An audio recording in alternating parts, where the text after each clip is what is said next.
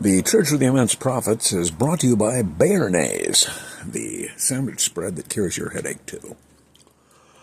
If anyone needs to be apologized to for the long lapse in communication here, there is a good excuse, and that is family matters.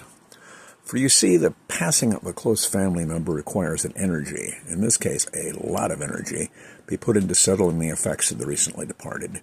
And this one happened to be a collector of many varied and often valuable things. Some of those objects are, well, strange, especially when seen in a group of similar items. This is not a place to go into all the accumulation, but a few things of note come to mind and can be shared. The first grouping is of about 24 walking sticks, some of which are quite unique and or lovely. This is in keeping with a loved one's penchant for walking, having a choice of aids to contribute to that task. Perhaps a dozen pool cues, several quite lovely and one an oddity that pool players have never seen, can be understood as being collected by him, as he was a frequent pool player, and a not bad one, though not a shark. Let's just say he was a pool carp instead. Another is a collection of fishing rods and reels, one in particular, a fly rod of over 8.5 feet long, and though unmarked, is, according to fish persons who have seen it, over a century old, perhaps well over that.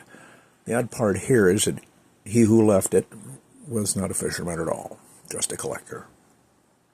Also, there is a lovely wooden box of straight razors, the type still used sparingly on some barber shops to make necks smooth as a TV evangelist Smith's interpretations. But there was a time before safety razors or electric razors or disposable razors of today where this is how men removed whiskers. It was a potentially dangerous business. This was the origin of the term razor sharp. A slip or misplaced stroke and blood was shed and had to be stopped. And as an example of its most deadly usage, more than one member of an organized crime family met his end in a barber shop with his throat cut. But in this case, the collector never shaved with one, even a trial run, and as far as I know, never slashed it into an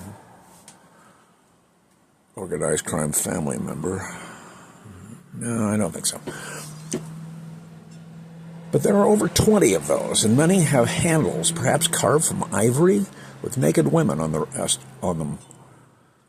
And if your barber, the barber shops of many, many years ago were such places where things were seen like this, because in the rest of society, even portraits of unclothed women were few and far between. And if your barber had such a sculpture, well, it was something you could tell to your friends, and it was great advertising, or at least a great attraction to the barber who owned and showed such a thing. We seem to forgive those who collect large quantities of books. We pity those who gather large quantities of what they used to call rags and bones and classify them as hoarders. But some collect things that seem odd, but are like art for the less than wealthy. And that's what we have here. But there is a very thick glass hospital bed urinal, which is most interesting. It's going on the wall, and flowers are going to be displayed there. A true treasure. This has been a copyrighted presentation of the Church of the Immense Prophets, which kindly ask you don't get us PO'd by swiping up any part of it and using it for your evil purposes. So be good, or Dad will definitely not let you borrow the car on Saturday night so you can take Mary Jo to see Johnny Spigot and the Rugrats. That's a non-creepy warning from the church. We'll never let you down unless you cross that line, in which case you're rotten lava anyway. Seriously, you can't expect anything else.